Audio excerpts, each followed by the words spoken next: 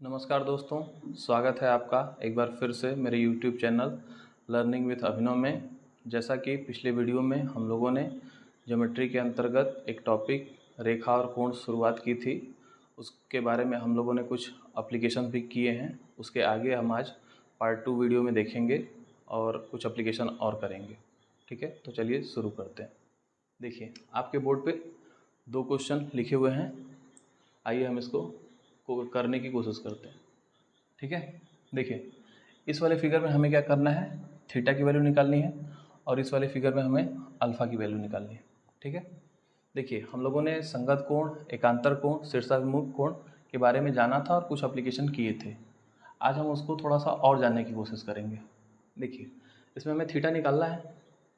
ये एंगल हमें दिया है ओ ए बी 50 डिग्री और ओ सी डी 100 डिग्री।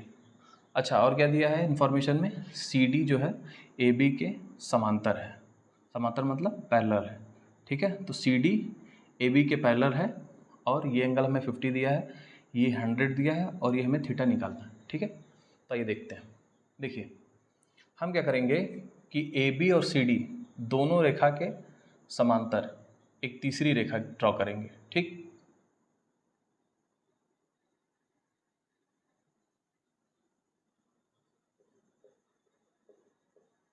ठीक है, इसको थोड़ा देर के लिए मिटा दे रहे हैं।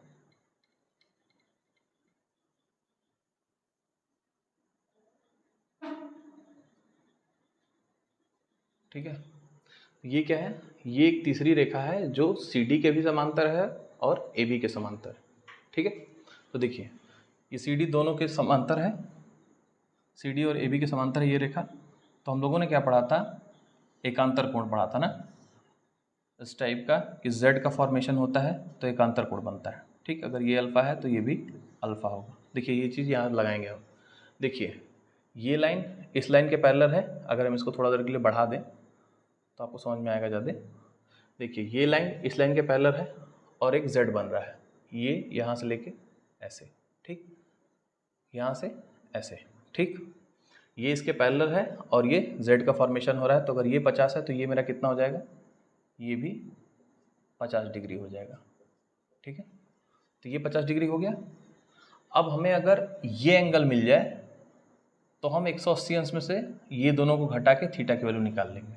ठीक, देखिए ये रेखा भी इस रेखा के समांतर है और हम लोगों ने पीछे पढ़ा था कि जब दो समांतर रेखा को एक तिर्यक रेखा काटती है तो इनके जो अंतःकोण बनते हैं यहाँ और यहाँ, इन दोनों का सम हम लोगों ने कुछ पढ़ा था ना कि कितना होता है, एक 180 डिग्री।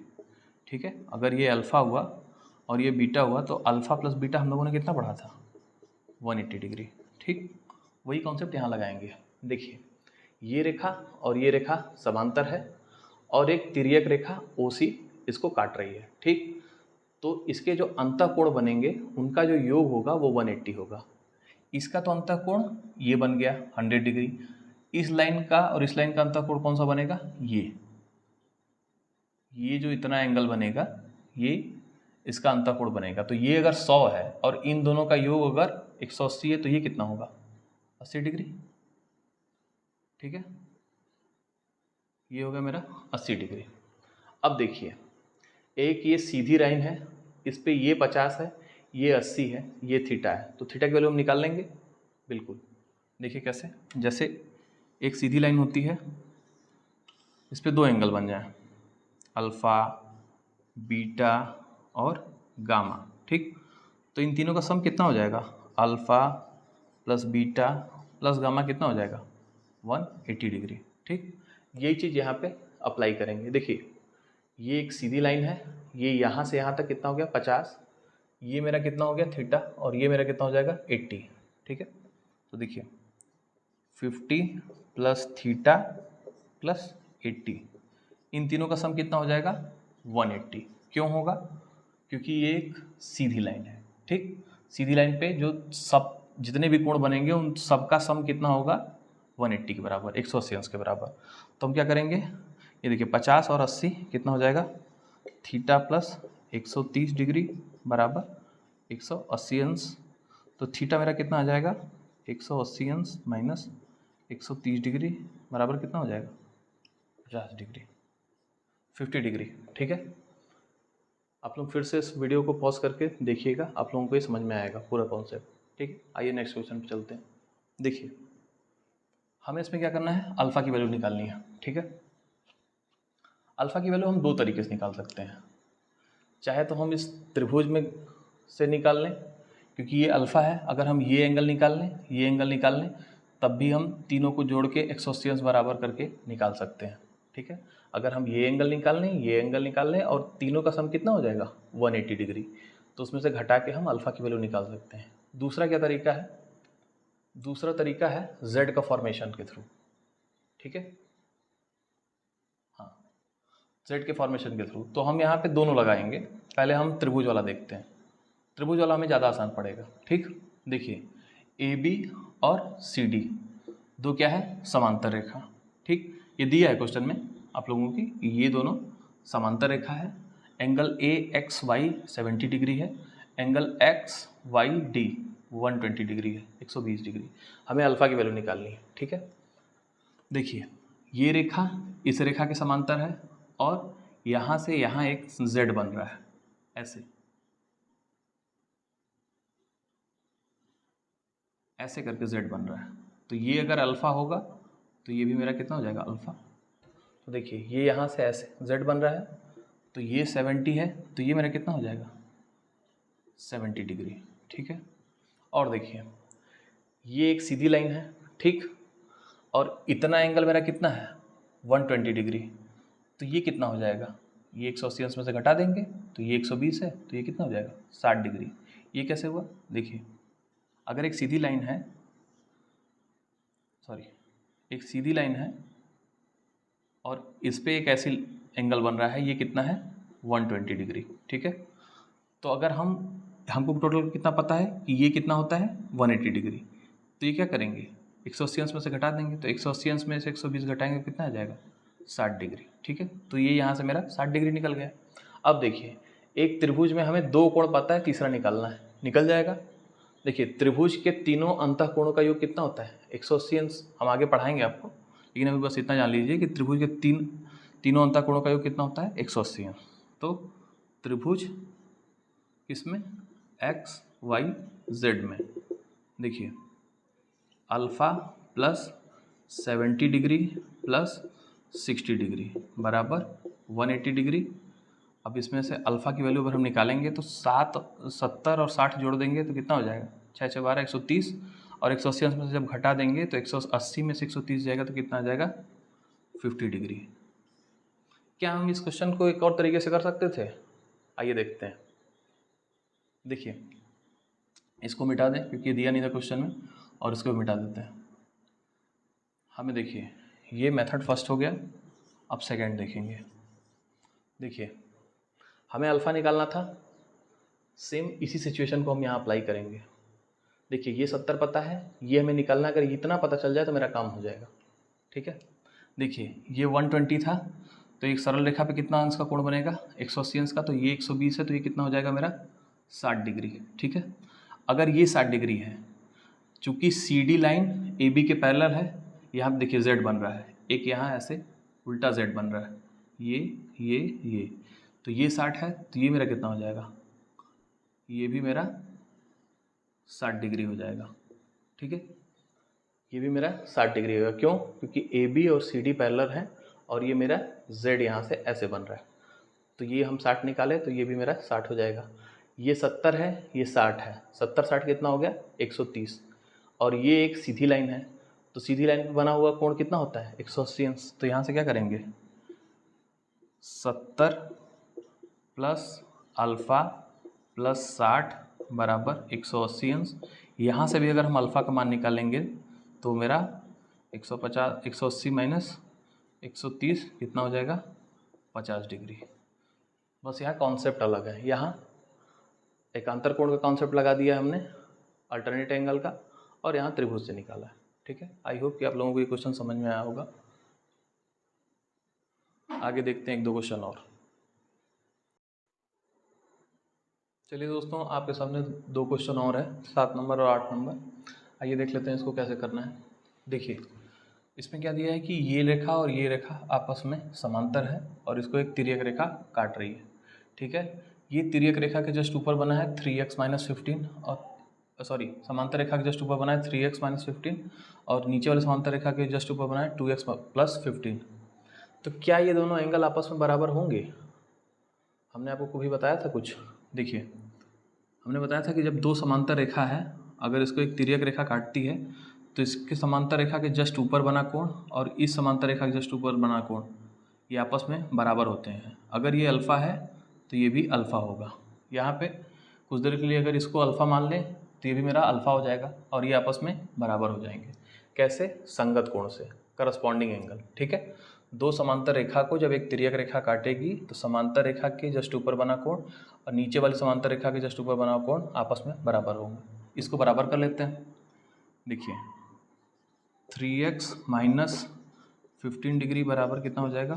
2x plus 15 degree. इधर x को ले आएंगे तो 3x में से 2x घट जाएगा, कितना हो जाएगा? x। और माइनस 15 इधर जाएगा तो जुड़ जाएगा 15 और 15 कितने हो जाएंगे? 30। 15 प्लस 15 कितना हो जाएगा? 30 डिग्री। तो x की वैल्यू मेरी कितनी आ गई? 30 डिग्री। क्या हमें सिर्फ x चाहिए था? नहीं, हमें चाहिए 4x/5। 4x/5 कैसे निकलेगा? इसमें 4/5 से मल्टीप्लाई कर देंगे। 4/5x बराबर कितना हो जाएगा? 4/5 इंटू 30, 5 छक्का 30, तो कितना हो जाएगा? 6 चौके 24, ये कितना हो जाएगा? 24 डिग्री। ठीक, 4x/5 की वैल्यू 24 डिग्री।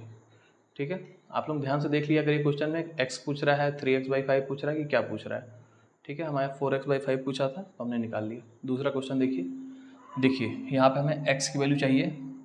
इस त्रिभुज को अगर हम ध्यान से देखेंगे FCE में, तो देखिए ये एंगल हमें निकालना है, एक एंगल हमें दिया है। अगर हमको सिर्फ ये वाला एंगल पता चल जाए, कौन सा? FCE, तो मेरा काम हो जाएगा। हम क्या करेंगे? दो कोणों का योग करेंगे और 180 अंश में से घटा देंगे तो x की वैल्यू निकल जाएगी। ठीक है, तो हमें ये कैसे पता चलेगा? FCE का मतलब क्या हुआ?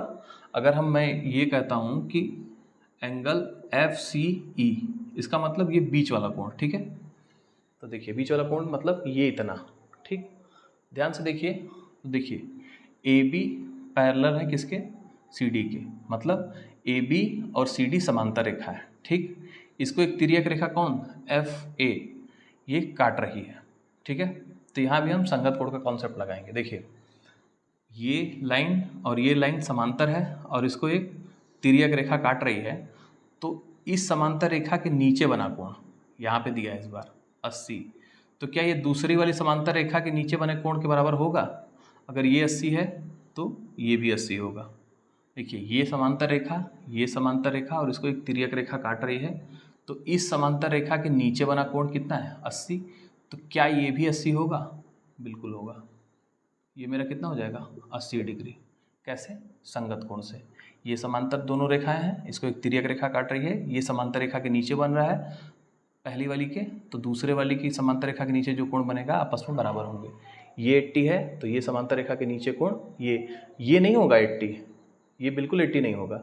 इसके देखिए ये समांतर रेखा के नीचे बन रहा है तो ये भी समांतर रेखा के नीचे साइड बनेगा। ठीक, तो ये 80 हो गया। अब ध्यान से देखिए, क्या ED एक सरल रेखा है? सरल रेखा मतलब सीधी रेखा है।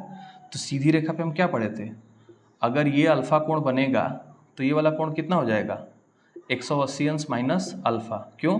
क्योंकि इन दोनों का योग कितना हो जाएगा? 180 अंश। एक सीधी रेखा पे कितना कोण बनता है यहाँ से यहाँ तक?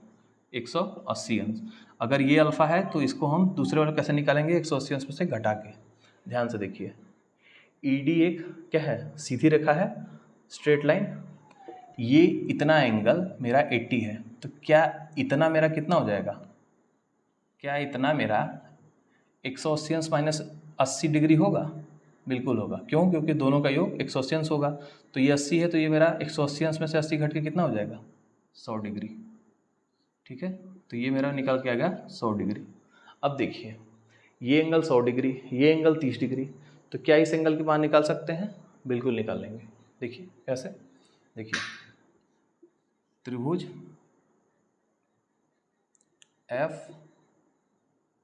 CE में, ठीक है।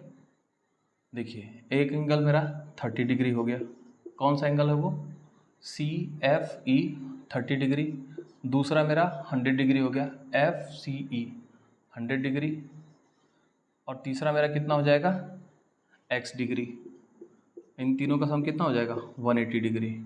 तो x की वैल्यू कैसे निकालेंगे, 130 हो जाएगा और 180 अंश में से घट जाएगा। 130 कितना घट के हो जाएगा, 180 अंश माइनस 130 अंश बराबर कितना हो जाएगा, 50 डिग्री, ठीक है।